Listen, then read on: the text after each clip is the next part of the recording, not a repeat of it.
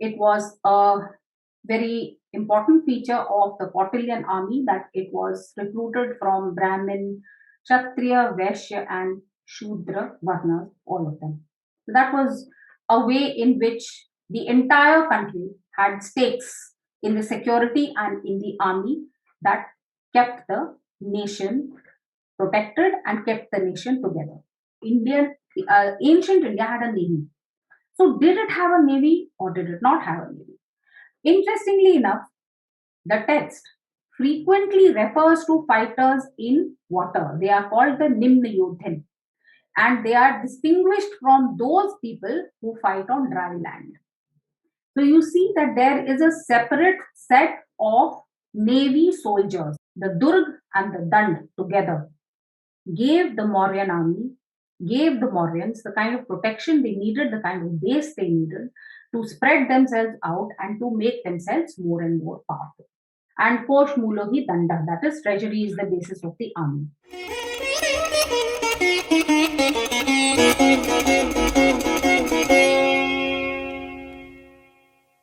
Namaste to everyone. I will start with explaining to you about Durg and Dand. So, what is Durg? Durg is the fortified city, the fortified capital of the kingdom where the king lives. And for this state, for the state as it existed during that time, this is of crucial importance because this is the security also of the king. And remember, Swami is the most important Prakriti. We always have to first think about the Swami when we are thinking about the Saptama state. Therefore, the Durg then was a very, very important and critical structure. The Dand is, of course, the army. We will look at the Durg first because it's of less importance and we can, just consider it in 5 minutes. The Durg is supposed to be a series of forts, one in the center where the king lives, and also a series of forts around the frontier. These are envisaged as of 4 different types. And how are these types organized? According to geography. So you have water forts, you have mountain forts, you have desert forts, and you have forest forts. All these have been described in short, and they are to be built in a certain way depending on the terrain. So, water fort has to be built differently, a hill fort differently, hill or mountain fort differently, desert and forest fort also differently. Unfortunately, in the Arthashastra itself, specific details of how to build these forts is not there. Although, if any of you remembers, the forts built in the water by Shivaji Maharaj are still extant and still famous. So you do know, and we have discussed that many of the Kautilyan principles have been followed much later by many of our esteemed rulers later, whether it be the Vijayanagar kingdom or whether it be Shivaji Maharaj. So also cast your mind onto the map of India. When you look at the map of India, you see that the peninsular shape is all surrounded by water. So obviously, if we have to stop the enemy from entering the frontiers of the country from all sides, if you look at the southern, eastern, and western parts, there have to be water forts. And then, of course, we have the Himalaya in the north, so there have to be mountain forts. And in the west, there are a series of deserts. Today, some of it has become Pakistan, but you think of the current desert in Balochistan, which was a part of the Mauryan Empire, Cholistan in Bahawalpur, etc., and Thar Desert, which is still there. So, to the northwest, we had also a number of deserts. And forests are, of course, always there, and there are special forests in the northeast. So, the description of these forts, the different kinds of forts which are to protect the country, which are to protect the Janpad, does seem to have a kind of relationship with the geography of the Indian subcontinent. Apart from this, of course, there is the man made structure of the fortified capital. The natural frontiers are to have some kind of use of the forces of nature and the geographical features, but the man made fort in the capital is very, very clearly to be made according to certain measurements and according to certain precepts laid down. And there's an entire chapter on this, and you can read the chapter of the Arthashastra and know each and every detail of the way this fort was to be constructed. Things like even the rampart, the size of the rampart, the fort on top, so all the turrets, etc. So all of you who have a special interest in military history or the history of forts would be very interested in reading this particular chapter. Now, Mauryan forts today are not extant, because all those forts, either they were built up and other kingdoms came and built their own things over it, or they have simply disintegrated. However, in one place, that is near Lake Sudarshan, there is an extant fort, and that is a mountain fort of the Mauryans, perhaps the only example which is even slightly standing. I will have occasion to mention Lake Sudarshan again, so just flag this and keep this in mind. Now, we are going to look at, apart from the fortified capital, the Dand. So I will just end this section by saying that today a Durg is not all that important to our military security or to our military strategy, since the ways of holding the borders have changed. Those ways do not depend on forts. Modern border protection is done in totally different ways. So perhaps forts are something which are of interest in terms of people who are interested in history and in the military past, etc. But we will go on to looking at the army. The army is something we still have. The army is something which is still very, very important. And as I discuss the army or the Dand with you, I will keep telling you about how we can or cannot apply certain of those principles to things that are happening today. Now, the army consisted of course, elephants, chariots, cavalry, and infantry. And just as an aside, you know that the game of chess originated in India. And just think about the way the game of chess is organized and the way you have the pawns, elephants, cavalry, etc. All those come from the traditional understanding of and the traditional organization of the army in the Indian subcontinent. So, the army was recruited from all four Varnas. Remember, last time I had discussed with you that it was a very important feature of the Kautilyan army that it was recruited from Brahmin, Kshatriya, Vaishya, and Shudra Varnas, all of them. So that was a way in which the entire country had stakes in the security and in the army that kept the nation protected and kept the nation together. These four types of infantry, cavalry, chariot, and elephant flag, I will return to it because I will show you how these divisions were organized. Once I give some general remarks about the army, the background, I'll come back and show you some specific details. Now, we have the standing army of these four types, which we'll discuss in detail later. But what other way was there of classifying the troops? So there were 6 kinds of troops. One was the Maul Bal, Bhrit Bal, Shreni Bal, Mitra Bal, Amitra Bal, and Atavi Bal.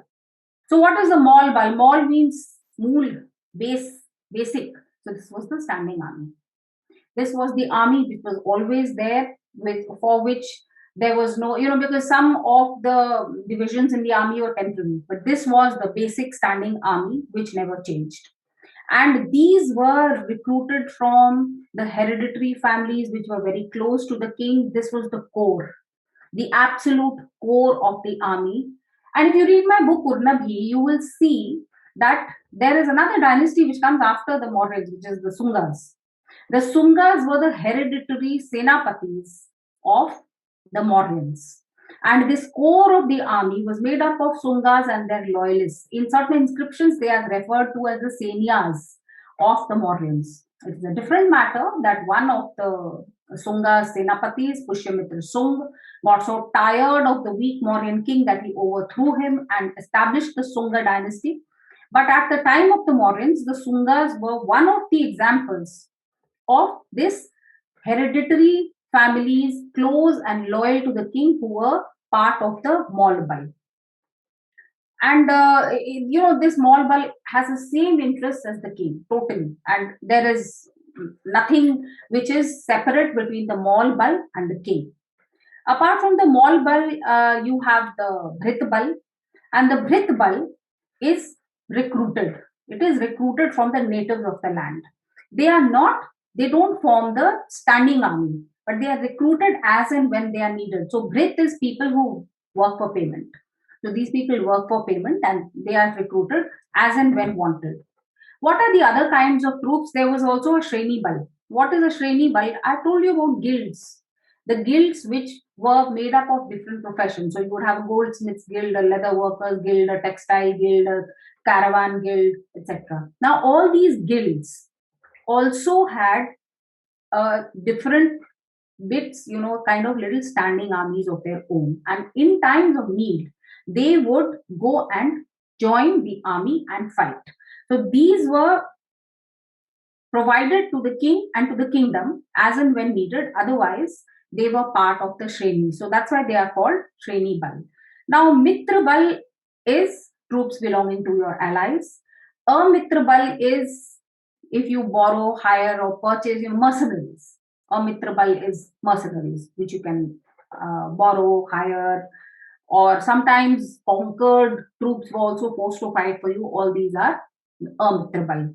Then you have Atavi Bal. So you remember I told you that the Ataviks or the people who lived in the forest were also recruited into the army. So these are those Atavi Bal. So remember then these 6 types of troops. An interesting little note over here. There's always been a controversy about whether or not ancient India had a navy. So did it have a navy or did it not have a navy? Interestingly enough, the text frequently refers to fighters in water. They are called the Nimna Yodhin, and they are distinguished from those people who fight on dry land. So you see that there is a separate set of navy soldiers. There are people who fight in the water. There is also a Nav Adhyaksh with some boats under his command. But from the evidence, many historians have cautioned us not to get carried away and think that there was some huge navy and that there was some huge fleet. There were maybe small ones in the rivers. They did not, perhaps the navy did not venture out into the open seas. But those who violated, say, port regulations or the water trade routes, etc. But we'll have to keep in mind the fact that India is surrounded by water, and there is no doubt about the fact that many enemies would have come through the water. So I think little bit more of research, much more research indeed, actually is needed on the navies of the ancient past. We know about the navies of the Cholas, for example, but the navies of the ancient past, not enough research has been done, and this is a fruitful area of research. This is the different types of troops, the navy. Now I'll move to the ranks in the army. So, and an officer who is in charge of 10 units is called a Pattika. Of 10 Pattikas is called a Senapati. Now, here, please note that I am using the word Senapati in a very confusing way because there is also a Senapati who is at the head of the army. So, yes, this little confusion does exist. And it appears to be because of the earlier gurus who had given certain names and certain ranks in earlier times. The amalgamation, the kind of reorganization done by Kautilya in his text, this seems to be a remnant of certain past gurus. So you have 10 Senapatis is called a Nayak. These are the different kinds of ranks in the army. And our Senapati, I mean the Senapati who is at the head of the army, that Senapati is actually part of the inner council, remember, and he is one of the most important people in the entire kingdom because he is the closest advisor of the king and he is the person in charge of the security of the kingdom. So there is, when I talk to you about baccalaureates, when I talk to you about formations, I'll tell you about how all the people who were charioteers and who headed chariot divisions and who headed cavalry divisions, how they were organized. I'll tell you that in a bit. Now, this huge standing army with so many soldiers. So was it that they just did their own thing and when it was time to fight, then they just came and fought? No. Training in the army was of crucial importance. And there are many, many training texts of the ancient past. Warfare in ancient India, training in ancient India is a topic in itself. There is a book, a text called the Dhanurved. So the Dhanurved, and some PDFs of the Dhanurved are also easily available on the net. So any of you who are interested can just Google it or just ask me later and I'll send you the PDFs that I have. It makes for very interesting reading because it tells you what kind of yodhas were there, what were their different levels of capabilities, what could they do, how were they organized, how were they trained. So there was a very big science of training, of weapons behind all the fighting that was done. And I have, in my book series, I do try and put in a lot of these authentic things. So if you read Urnabi 1 and Urnabi 2, you will also read about the army and even more in Urnabi 3, which is being written as we speak. So even the Arthashastra, which is not a war training manual, it is a manual of statecraft, but it mentions the importance of training. And in the Indic system, there were training manuals, which were kind of all derived from the Dhanurved, and there were some other texts also, some of which survive only in part. So the importance of training was emphasized, and there was also regular inspection. There was regular inspection. Remember the Dincharya of the king? And there was a portion of the king's time every day kept and taken out for the inspection of the army. So they were trained, they were inspected, their fighting qualities were checked at after very, very frequent intervals. So what does this mean? That they were always kept on their toes. See, the Mauryan period was by and large, after they established their entire kingdom, a peaceful one. So many wars were not fought. There was one big war which was with the Seleucids. So the story of the Mauryan Seleucid wars has been given in many of the Greek and Roman sources, and that was also a very different kind of fight.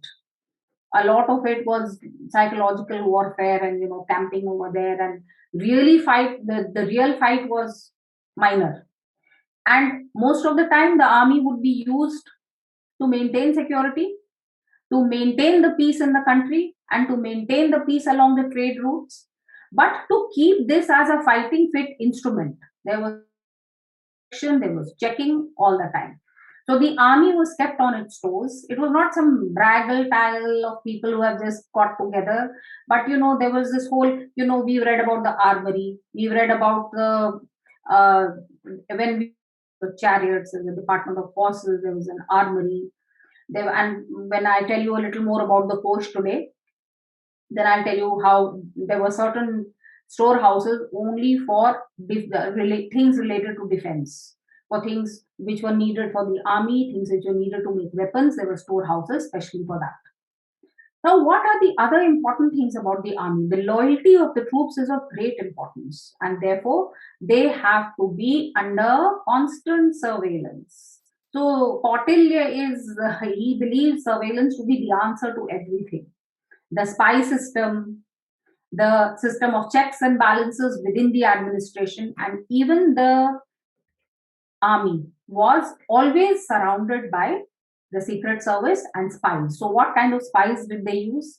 They used artisans, actors, singers, and remember those Roop Jivikas I told you about who were different from the Ganikas, the prostitutes, the Roop Jivikas. So, these women were with the army. So, artists, artisans, singers, Roop Jivikas, they were always hanging around the army and the soldiers, and many of them were spies. So they kept an eye on what each soldier or each of the Nayaks or Patikas or the Senapati, what they were doing. So everyone was spying on everyone else. We know that there was a special armory. That armory was in the under the control of a special adhyaksh. He was responsible for getting the weapons manufactured, for storing them properly so that they would not deteriorate through heat, moisture, or insects. Details are given about how these storehouses should be built to do that. And each weapon is to bear the king's emblem. And this gives you an insight into the micro level of organization which went into everything. Now we come to weapons. What kind of weapons were there? We know of the usual things like swords, spears, bow and arrow. There are certain weapons which we understand very well, but there are certain very fascinating and intriguing massive war weapons mentioned in the Arthashastra.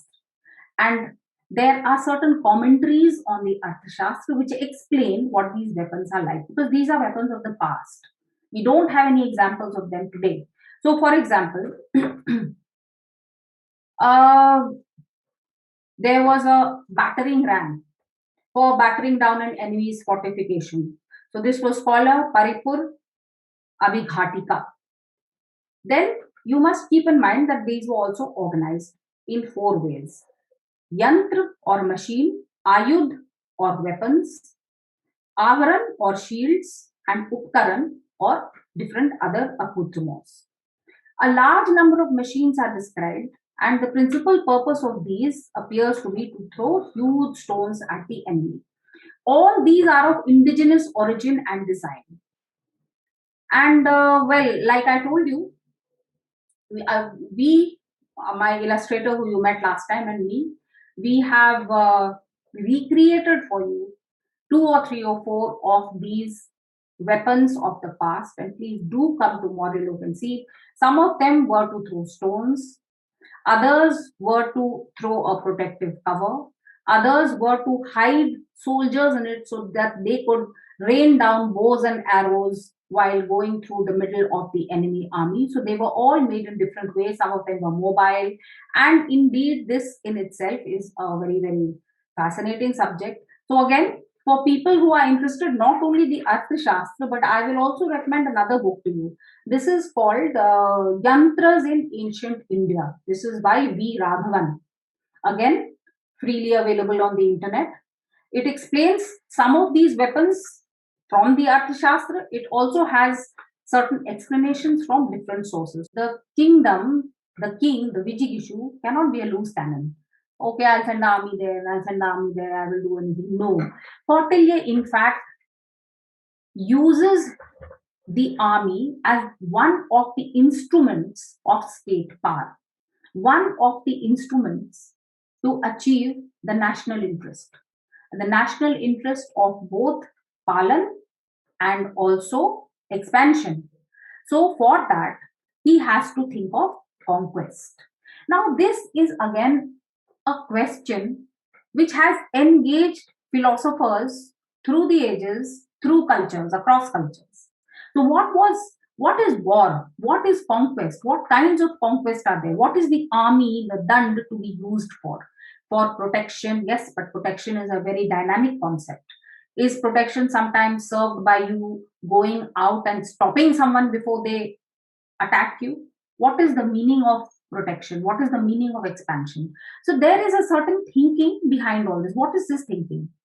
So there are three kinds of conquerors in the kind of explained in the Arthashastra. Who are these three kinds of conquerors? The first is the Dharma Vijay. This king makes conquest for the sake of glory, and who is satisfied only by submission of the kings. He doesn't want to exploit them in any way, or he doesn't say that you do this, or he doesn't take their kingdom into his own. He's a Dharma Vijay. Then there is a Lobha Vijay. What does he do? He is out to obtain land, money, or both. Then there is an Asur Vijay. This Asur Vijay is like a demon. He makes conquest, seizes land, money, people, sons, wives, slaves, kills people. And you can be very sure that this Asur Vijay, this is not encouraged by the Arthashastra. This is completely beyond the pale. The desirable Vijigishu is the one who is a Dharma Vijay. After the king gets the submission of his enemy, he is supposed to treat him with honor. We have all heard of that very famous story of Sikandar and Porus. And Porus says, as the losing king, treat me with honor, treat me like a king. So, this is a basic Indic philosophy of war and conquest. No one is to be humiliated, no one is to be decimated, and the kingdom of the losing king should not be hurt in any way. You have to regard the feelings of the other kings and of the other subjects. There has to be compassion. So this is what Dharma Vijay is all about. Now, these were the three kinds of conquests. Now, to achieve these conquests, what should you do? At what time should you go? At how should you attack? What should your strategy be? All these things are also given in the Arthashastra. I mean, how to plan all this. The Vijigishu has to plan his conquest according to the circumstances prevailing at the time. So, it depends on how much strength he has, how much strength his enemy has. He has to weigh very, very well the different consequences of going for a war. If you fight a weaker king, no problem, you're going to win. If you fight a stronger king, you're going to lose. Why should you do that? What are the consequences? Is it necessary to fight? Is it that if you don't fight, then that king is going to completely decimate you, so you have to fight out of self preservation? What about a king with whom you are at parity? So there are very specific and very detailed solutions given. Basically, a very practical consideration and analysis of the situation and what are the benefits to the kingdom, what is the benefit to the national interest. So always, but always, the national interest is to be kept in mind. So what is the impact? Do you get any benefit? Are you going to get hurt? Are your people going to get hurt? All these things have to be thought of. And when I talk to you about international relations and relations with other kings, I will return to this topic and I will speak a little more about how these fights are to be decided. Now, suppose you have considered all these issues and you've decided you're going to fight. Then you have to, before you go off, you start for a conquest, then again you have to consider a lot of things. First, you have to see that none of the seven prakritis suffer from any calamity. So you see, this is the importance of the Saptanga state theory. In every calculation of the state, the seven prakritis come into play. So the king and the senapati and the inner council are sitting and debating whether they should go and fight with this neighboring king or not. So what do they discuss? They look at all the seven prakritis in their own kingdom. They see, is my administration good? Is the king fine in fighting fettle? How is the Kosh? Do we have enough money? How is the army? How are, in fact, even the allies? Because Mitra is also one of the Prakritis. So you have to consider all of them. So the Vyasan or calamity of one constituent may render all the other seven Prakritis completely inefficient. Suppose you don't have enough money, then you're not going to be able to fight. Suppose your army is not fighting fit, then you can march as much as you like, but you're not going to win. The practical advice of Kautilya is that before starting on any expedition or conquest, the Vijigishu must satisfy himself that he is superior in all essential respects to the enemy against whom he proposes to march. There are different strategies given. Suppose you have an enemy who's attacking you and you are weaker than that enemy, then what to do? That is a separate issue. I will come to that when we look at Mitra. But if you have decided to fight, you must analyze everything and come to the conclusion that I am superior in all essential aspects to the enemy. Then only should you start fighting. So, the king here is very important because the Senapati is there, right, to look after the kingdom.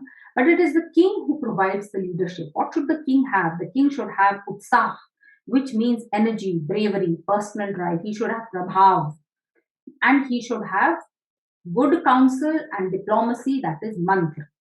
So, utsah, prabhav, and mantra. All these three things should be there. Different gurus and different rishis have said different things about which is important. For Kautilya, he thinks that mantra or good counsel from your inner counselors is the most important thing. When you are going to go for a fight and go for a conquest, you should always have very good counsel. And what else should you take into account? You should take into account Desh and Kal. Desh and Kal. Just never forget these two things because in Indic philosophy, in Indic thinking, all theory is fine, but all theory has to be tested against the very important baseline of the Desh and Kal. What are the circumstances? What is the Desh or terrain? What are those circumstances? And Kal, what is the season? What is the time?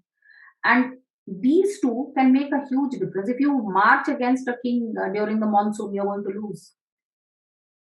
And you have to keep into account a lot of things about the terrain, a lot of things about the time. And it is for this that the mantra shakti, the people who give you advice, are very important. You must also remember that when the king is out on an expedition, there should not be any insurrection in the kingdom itself. What if the king has gone off to fight with someone, and in the meantime, somebody over here takes over his kingdom? So you have to be very, very careful about this. And the Vijigishu is advised to do. There are lots of advices given to Kautilya, given by Kautilya. Suppose the Vijigishu thinks that the Yuvraj or the Senapati or one of the Amatyas is planning to have conduct an insurrection against the king and take over the kingdom. Then there are ways given about how to deal with this. Suppose you have to fight. What do you do with this problem? So all these problems are raised, solutions and advice is given. And remember that you have to think of the gain that you will get. Without it, there is no fighting.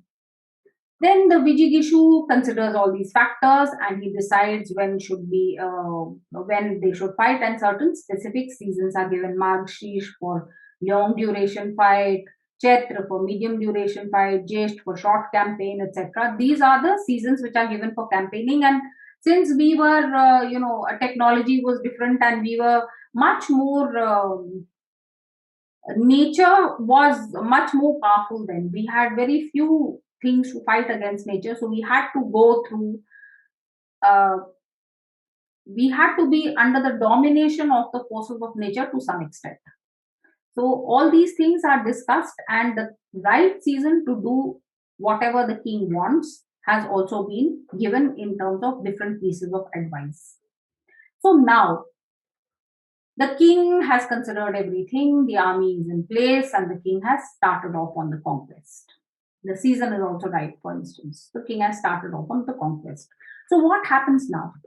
How is the practical fighting to be done?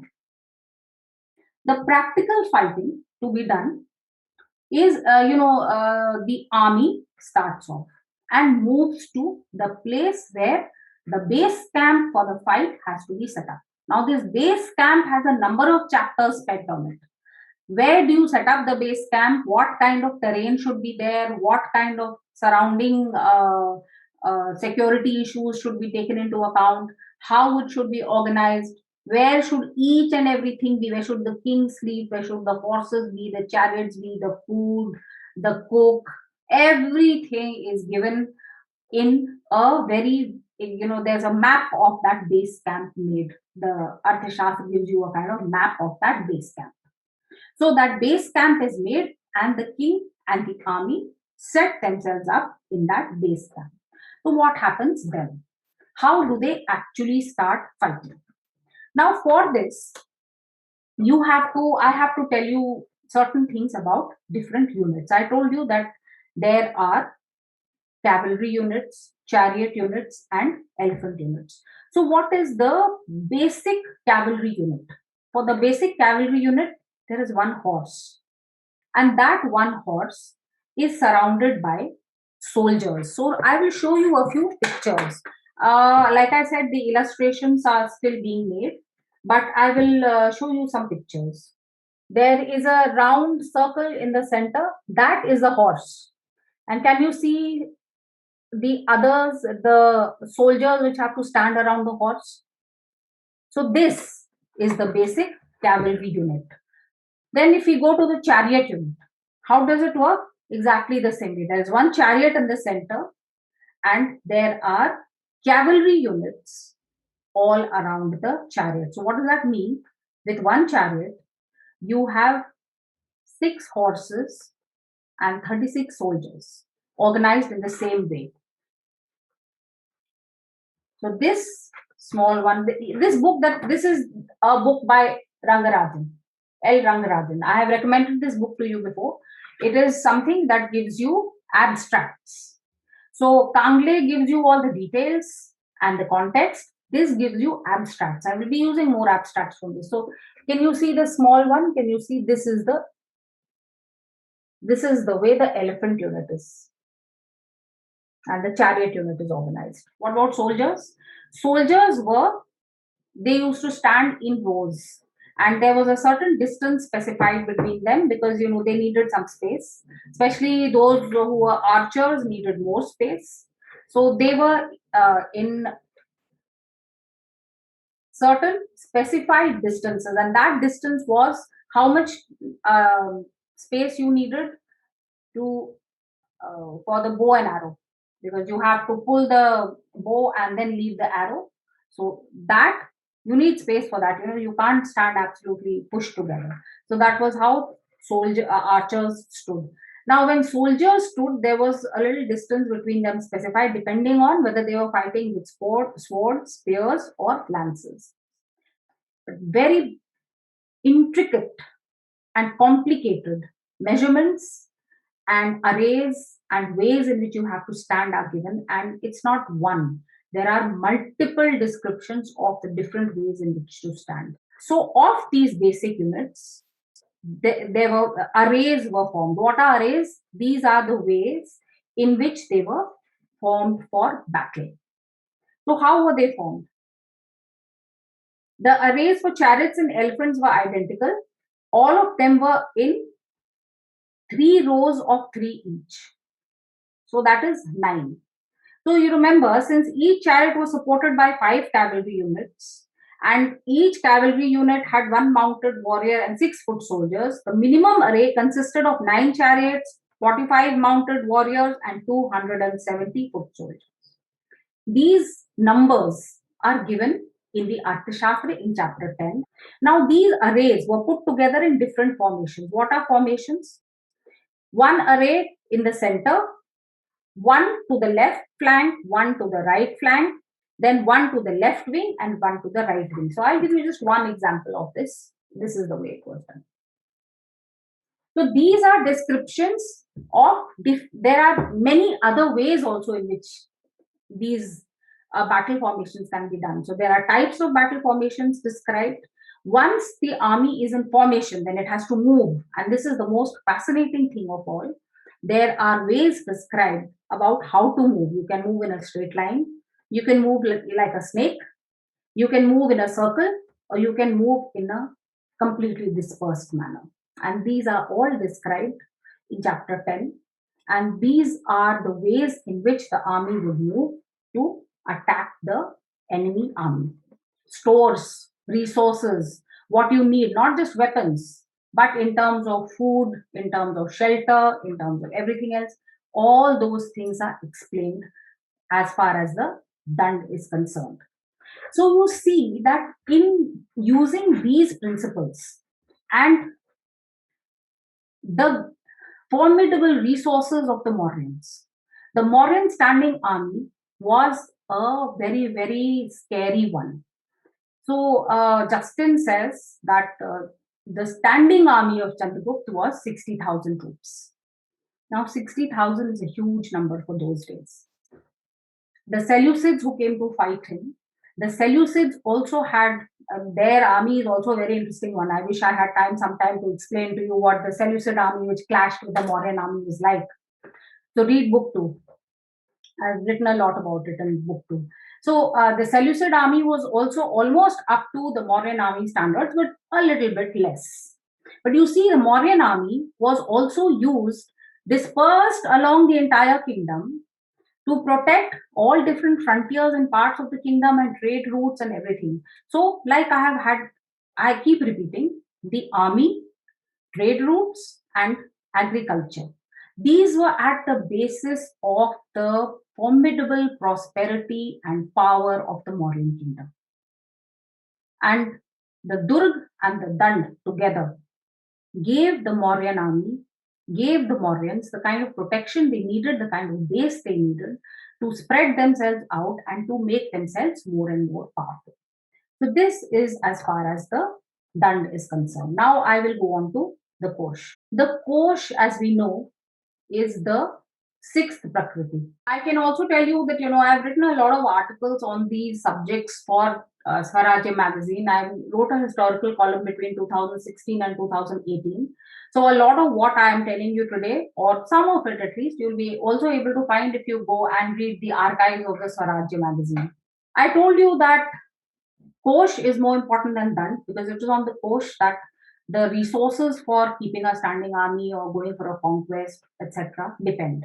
And Kosh Mulohi Danda, that is, treasury is the basis of the army.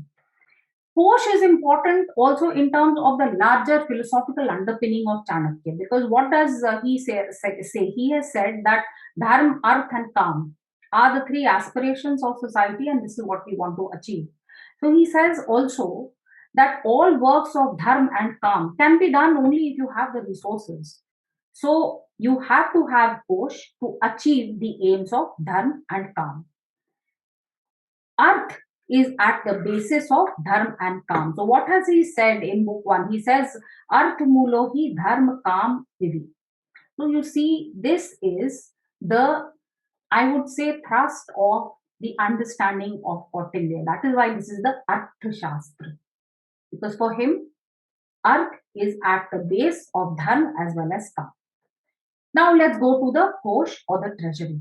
So the treasury consisted of all the resources of the kingdom, and remember they were kept in so many different storehouses. Remember the Sannidhatri? He was one of the major, most important officials of the kingdom, and the Sannidhatri maintained all these treasure houses, all these koshas, including a secret one, and this was where all the treasure, resources, everything of the kingdom were actually kept. Before I will tell you in great detail what were these resources, what was the I Sharir and the Vyay Sharir and the I Mukh. But before that, I'll give you a little bit of a base of about the budget of the Mauryans. So remember the Samahartri, who was a cross between the home minister and the finance minister. So the Samahartri prepared the budget. So the whole year was of 354 days. Entries were made with reference always to the king's regnal year. So this is the second year of Chandragupta's reign or the third year of Chandragupta's reign, etc. And this is standard practice for all reigns for everywhere. It is done with reference to the king's regnal year.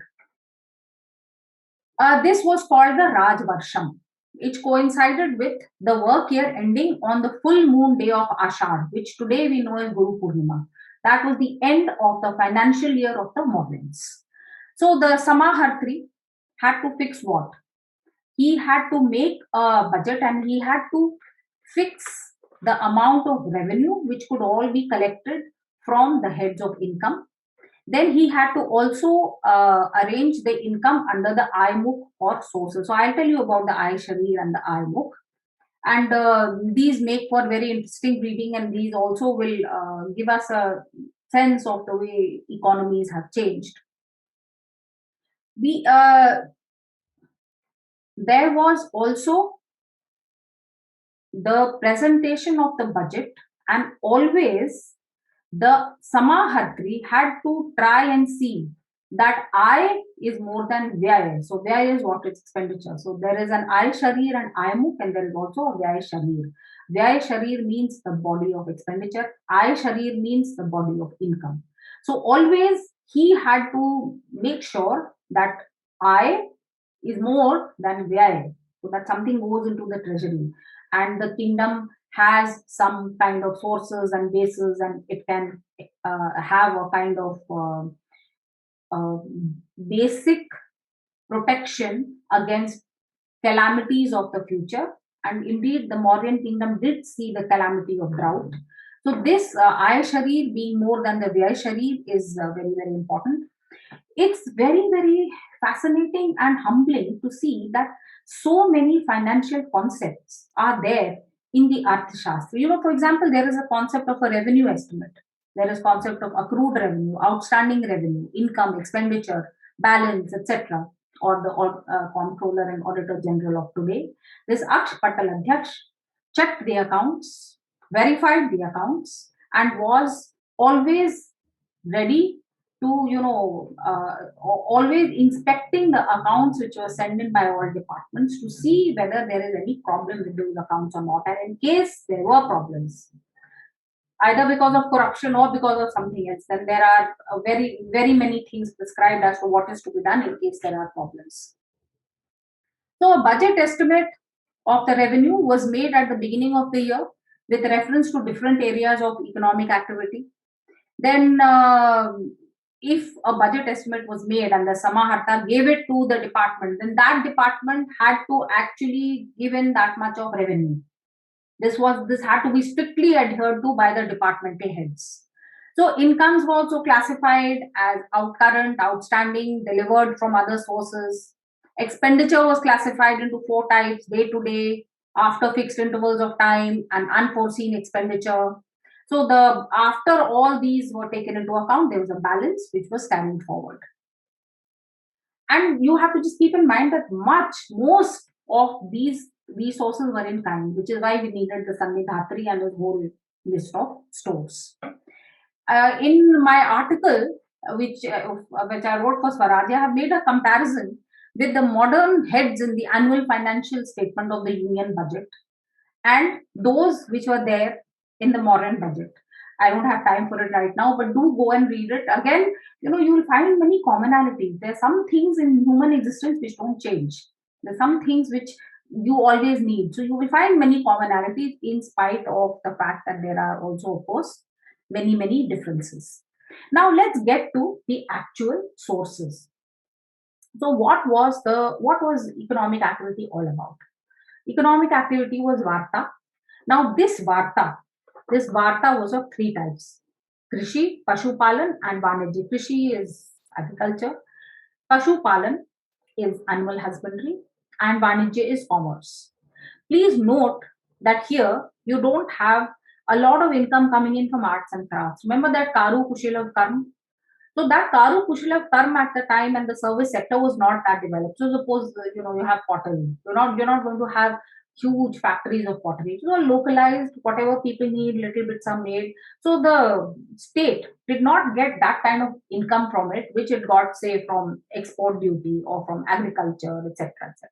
Again, to remind you of the interconnectedness of all the different prakritis, all this business activity was rooted where? In the Janpad, in the people, in the country. It is the people who did all this. So all this was rooted in the Janpad.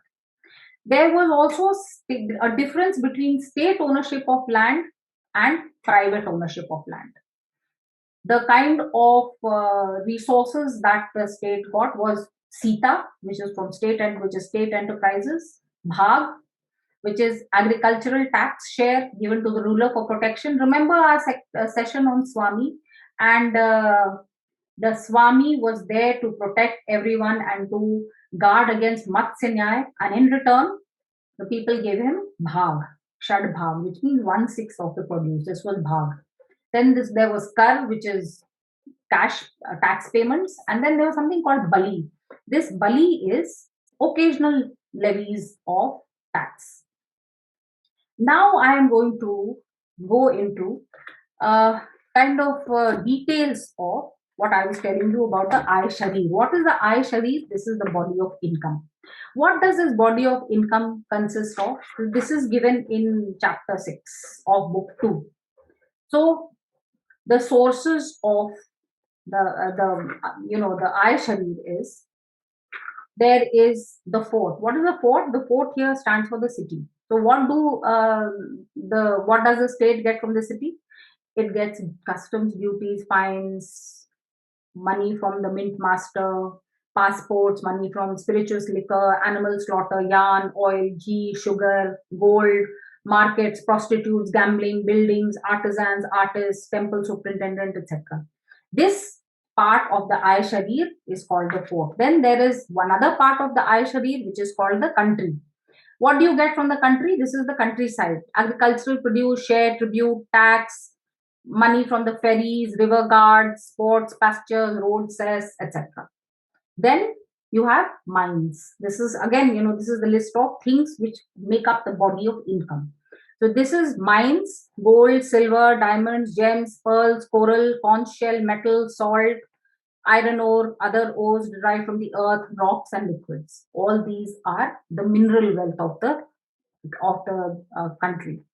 Then you have a very special category which is called irrigation works. Now, irrigation works are very special because provision of water. Water was the elixir of life for the Mauryans. Remember, for agriculture, water is necessary, and agriculture was the mainstay of the Mauryan economy. So they were very, very specific, careful, and anxious that each and every agriculturist should get water. This water was provided through huge public irrigation works. And I have been mentioning Lake Sudarshan to you. Today at Lake Sudarshan, we have an extant Mauryan large public work. One of the rivers in that area was dammed up and made into Lake Sudarshan to provide water to that entire area. And there is an inscription called Rudra Daman's inscription, which tells us that it was one of Chandragupta's viceroy, who was called Pushyagupt, who actually had this done with state funds for the benefit of the people.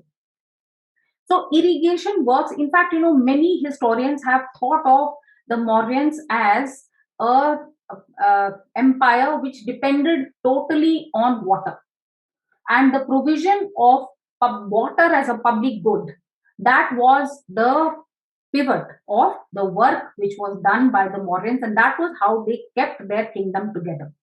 There's some very spurious comparisons have been drawn with the Egyptian civilization and with the river Nile, etc. Many of those comparisons are spurious, but the importance of water cannot be understated. And so when they made these irrigation works, so if you make a canal or a lake or anything like that, you get a lot of other things apart from water, because you get fish. Fish are also resources. You get vegetables. Then you get certain other wet crop fields. You get some root vegetables. All these things were part of the of the kingdom's resources.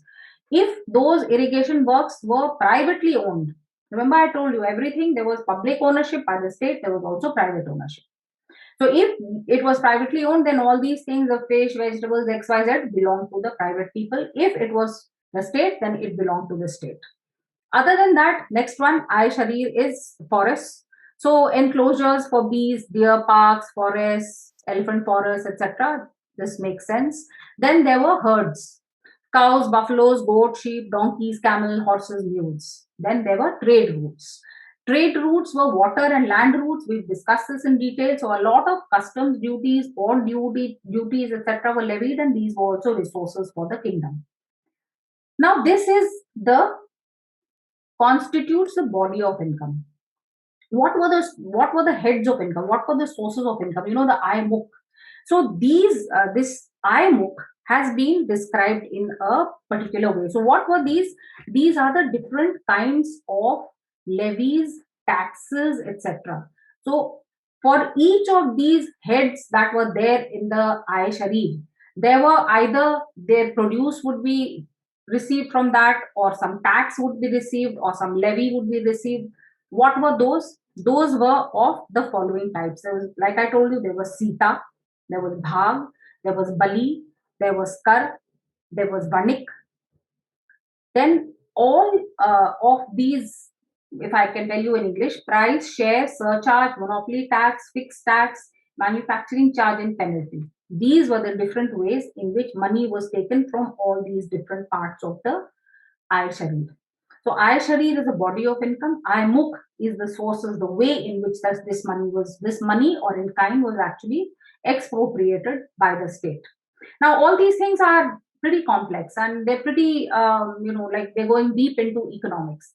I tell you all this to give you an idea of the very, very complex economic aspects and economic um, principles embedded in the Arthashastra. A lot of people often ask me, oh, Indians didn't know about interest or Indians didn't know about duty and they didn't know anything much about taxes. So all this is giving the lie to this kind of thing because this, remember, was how the kingdom actually gathered its resources. So I've only been talking to you about income, but there was also expenditure. But before I move on to expenditure, I'm going to read out for you the different kinds of taxes which were there during the modern period and see how many they were and how complex. There was customs duty or shulk, which consisted of import duty, export duty, and octroi. There was transaction tax, which included transaction tax for crown goods. There was share of production or bhag. Then there was tax in cash. There was tax in kind, pratikar, which included labor or vishti and ayudhya or supply of soldiers. There were also countervailing duties. I wish I had time to explain these countervailing duties to you, but this was protection, economic protection afforded to its own people by the state. So countervailing duties which were called Vedharan. There was road cess, Vartani, monopoly tax, which is Parikha. There was also royalty, royalty from mines, royalty from the use of resources, which was called Prakriya. There was tax paid in kind by villages, there was army maintenance tax, and there were surcharges.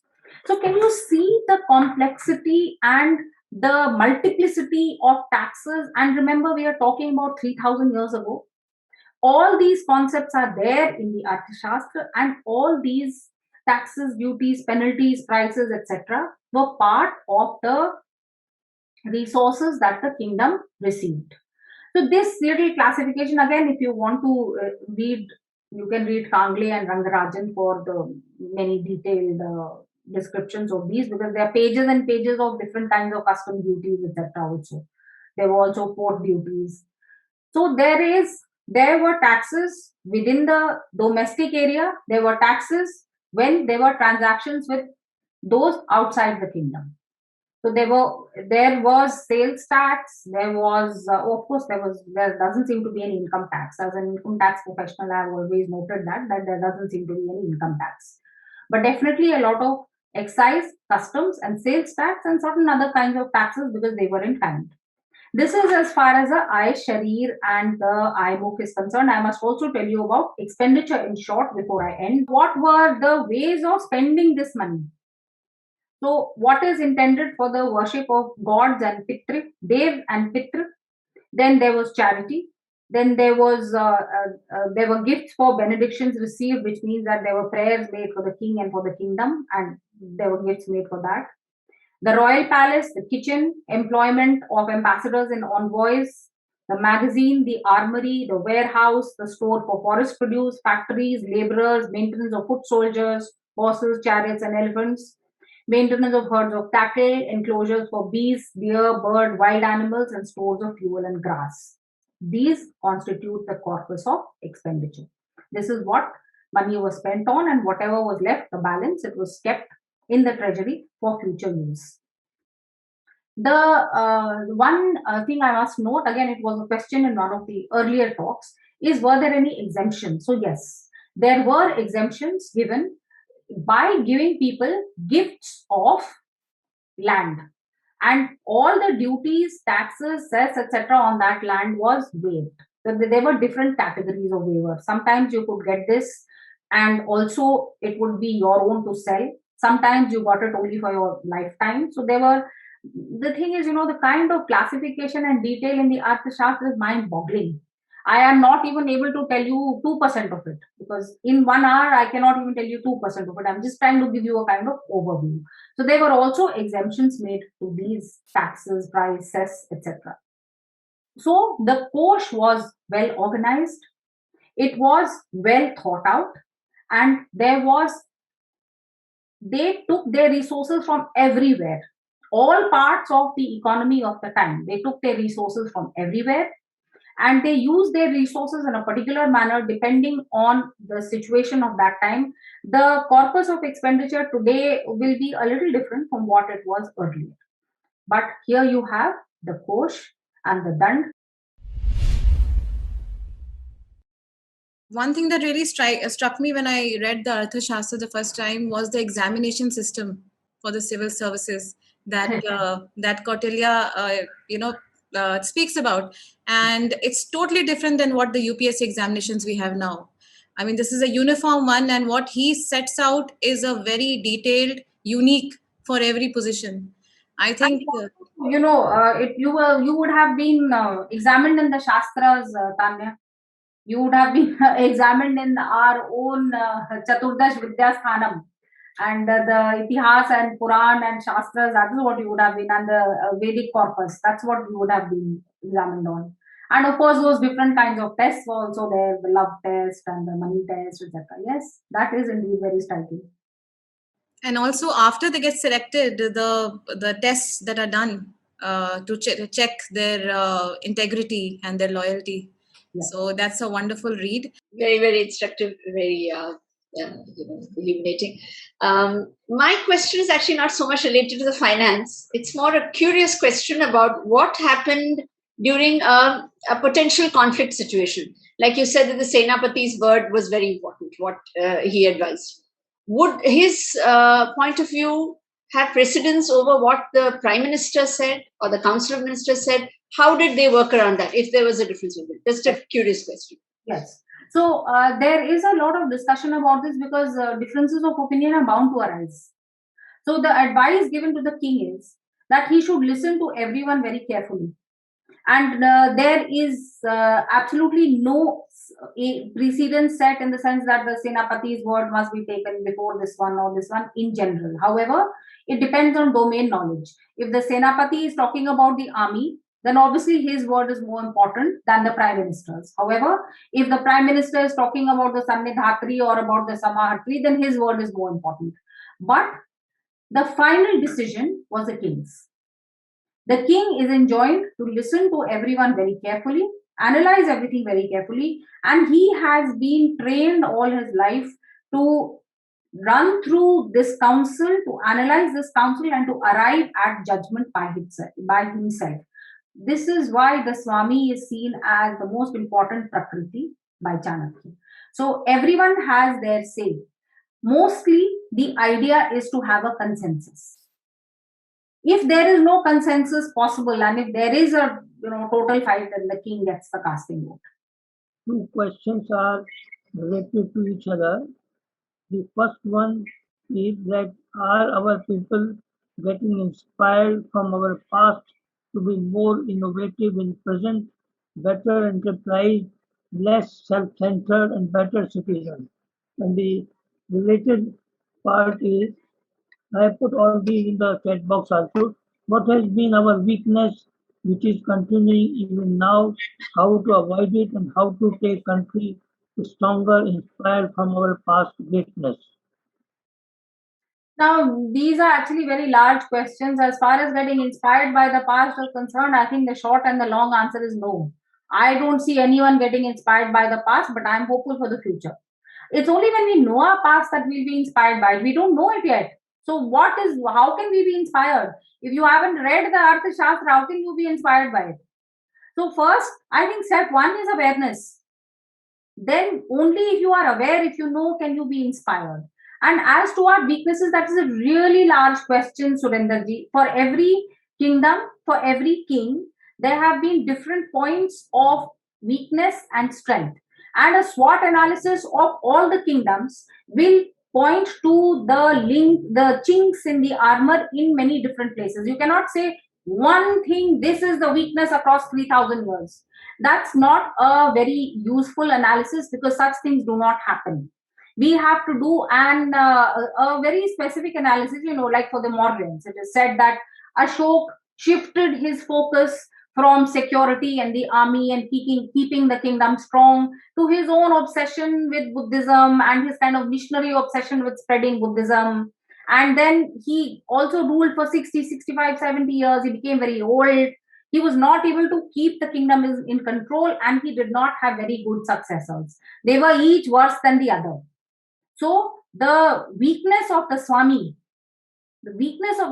perhaps, if we are to think in terms of Prakritis, the weakness of the Swami was perhaps that thing which made the Mauryan empire break apart very soon. It lasted for basically 200 odd years only. Yeah, I asked the question about the taxes, but that was related to, like, it was based on any Varna system. So, Rohit, the taxes were not based on the Varna system. The taxation and its classification was dependent on the theory of finance, not the theory of Varna. okay. Although there are some things which are related, for instance, what I told you about grant of land. So, land was granted to Brahmins. It was called Brahmadev. It was granted to Gurukuls, and for those who were teachers and those who were intellectual leaders, and they were forgiven all taxes. So all Sita, Bhag, Kar, Bali, they were forgiven all taxes for them. Now also there were certain land and other grants made to different levels of officials in the kingdom, again not related to the Varna system, but they were also forgiven different kinds of taxes depending on what reason the land was given to them, for how long it was given to them. So Rohit, everything was not dependent on the Varna system. The theory of finance, the theory of public finance as we call it today, public finance is not related to Varna. Public finance is a subject in itself. So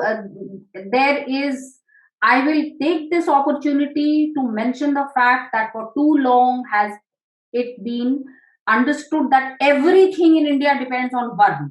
And whether you study economics or philosophy or history or sociology or filmography, you must start with Varna. Please don't make this mistake. For the Kshatriyas, was there any exemptions? Like they were the fighting? Again, the exemptions were not according to what Varna you were in, but what activity you were carrying out.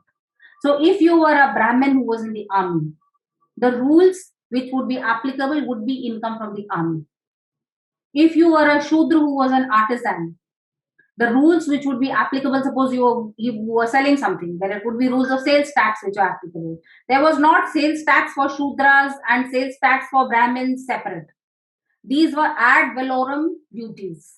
And that ad valorem, suppose you were a Brahmin artisan for some reason, and there was a Shudra artisan for some reason, then the same ad valorem 20% would apply to both of them.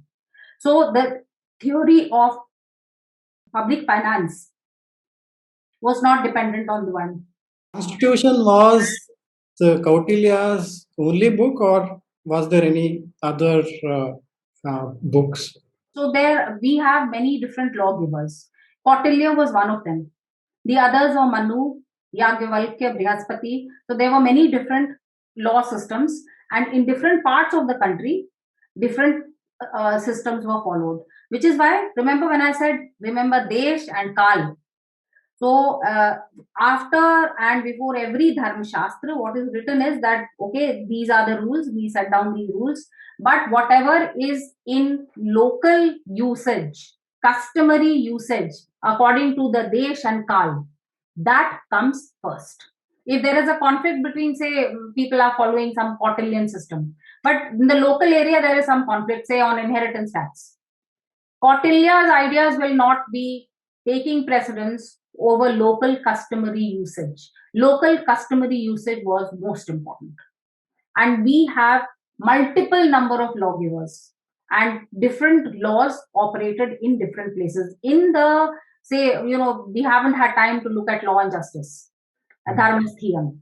If we had had time to look at it, we would have seen how different things operated at different levels, starting from the village and the Gram Vriddhas, and then going up to the king. Only very important things went up to the king. Other things were all resolved at the local and what you would perhaps today call the district level, or then the regional level. Very few things went up to the king. So there was not a uniform system like Kautilya said this and so it is. No, there were many different systems, and there are many differences in these systems also. For example, relating to women, Yagyavalkya has a different idea, and Kautilya and Manu have different ideas. So depends on what dharma shastra you are following in that area. Most important, your own customary usage. And coming to the languages, like they had different languages, right? Was there any official language or the... I will recommend you to episode number 10 of Monologue. There is a 15-minute section exactly on this question.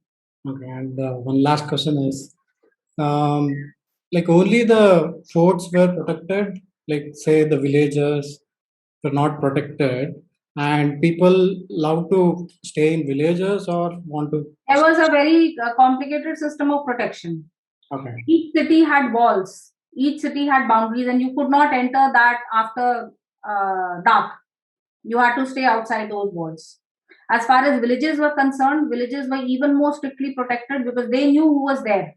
And anyone, it was a small village, so anyone who came in from outside, first there was a system of passports. There was a movement control minister. There was a department of movement control. And if you wanted to go from here to there to there to there, you had to take passes. And when you took those passes, obviously your antecedents were thoroughly checked.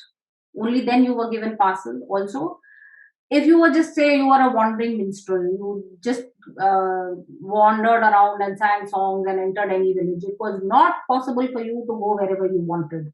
The village elders, the Gram Vriddhas would first vet you and see. And in many parts of the Arthashastra, you see injunctions: don't let this kind of person enter. Don't let that kind of person come. During this season, you should not let this happen. So there was security at every level. This is a very secure. And remember, there were spies everywhere. Everyone's house, everyone's farms, everyone's fields. Everywhere there were spies. So security, actually, they lived in a highly securitized and highly espionage-based society. So there was a lot of security everywhere. And they want to, like, preference-wise, they want to live in cities or the villages? That is, well, I'm afraid there's nothing in the Arthashastra about preferences, but the advantages and disadvantages are given. About, this is what the fort, that is a fortified city, these are the advantages, and if you live in the country, then these are the advantages. Then you decide, what do you like? Always, the cities are more sophisticated and there is a little bit more of culture. Even today, perhaps you'll get more of plays and dramas and movies, etc., in bigger cities and less in smaller cities. So those kinds of decisions which are made today by people who decide to live in cities and towns, I think along similar lines, decisions would have been taken then. Life in the city would have been easier. Life in the country would have been, in a way, tougher. Because cities, remember, were very sophisticated and very well organized and very, very nice places in modern times. Ji, my question is in relation with the third battle of Panipat, which the Marathas lost. So, the Marathas took with them a lot of civilians as well as their families, their wives and all.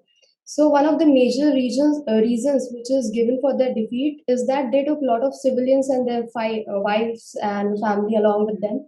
So, does Kautilya mentions anything related to this in the Arthashastra? So, when you look at, I had spoken to you about the base camp. So, when you look at the base camp, it tells you what kind of people should be there. Let me show you a picture of the base camp. So, it gives you a complete description of all the kind of, okay, I don't know if you can read it, but the kind of, this is too small for me to show, no? So I will tell you what is there. So it tells you when the king moves, what kind of people should move with the king.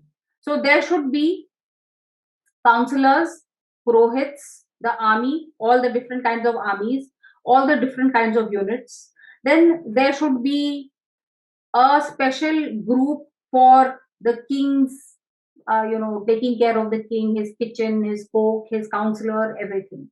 There should be traders, there should be labor, etc. There is a special category of courtesans as far as women are concerned.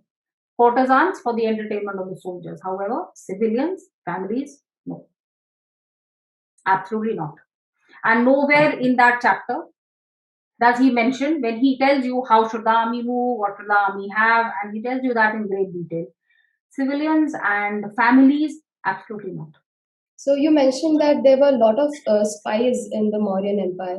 So I just wanted to ask, like, what if someone, some spy betrays? So did they had any network to keep an eye on them? So spying, espionage, double agents, there are reams and reams about this. What to do if you want to send a double agent somewhere, how to check out if a double agent has come to your place, how to how to spy on spies, how to spy on spies, spying on spies.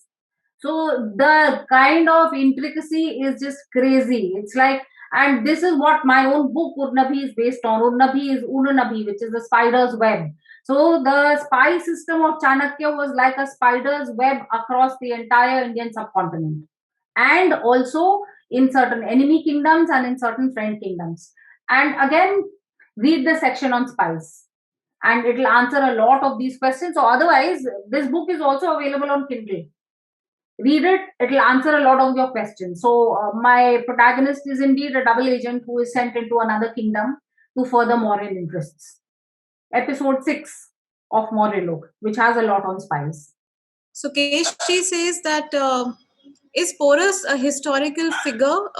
I mean, is he a true historical figure? And did he lose to Alexander? Because we've heard some contrary. No, he did. And again, there are many very clear descriptions of that. Sukesh, I would recommend an article I've written on Alexander in Swarajya magazine. It mentions the battle between Alexander and Porus. Porus is the Greek way of saying it. He is from the Puru dynasty. We know the Puru dynasty really well. The Purus appear in the Rigved, the Purus appear in the Purans. So he was the last king of the Puru dynasty. And he last or maybe second last, because his nephew, Malay, whose name was Malay and who was a Paurav. Battle was a crazy one which went up and down, and there were certain natural factors as well as certain differences in weapons which made Porus or Paurav lose.